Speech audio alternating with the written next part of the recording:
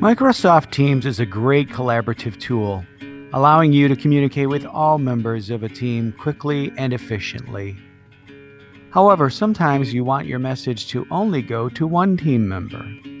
In this video, we'll show you how to send a private chat message and attach a picture of an assignment. With your laptop on, sign into Microsoft Office with the student's email and password. Then start up Teams and choose the particular team you want to work with. Over on the left side, one of the first options is Chat. The left column shows all your chats. Find this icon here to start a new chat. In the blank that says To, enter the name of the individual, such as your child's teacher, to whom you want to have a one-on-one private chat with. Now look down on the bottom. That's where you'll type your message.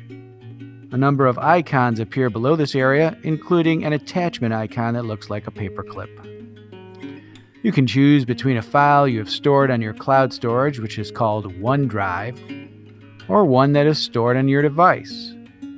Click on Upload from My Computer to attach a picture of an assignment or a document that's stored on your device. Finally, click the little paper airplane to send the message and attachment on its way. Now, could this be done on a cell phone or other portable device? Absolutely. Start the Teams app and look for Chat along the bottom. Then in the upper left is that same new chat icon as before. Type in the teacher's name, then start your message. When you're ready to attach a picture, look for the icon to the extreme left on the bottom. You may need to grant the program one-time access to your camera and photos.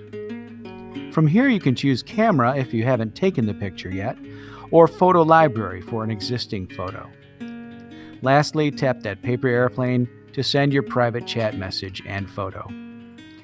After a few times, you'll be a pro at sending assignment pictures to your child's teacher via the Teams chat feature.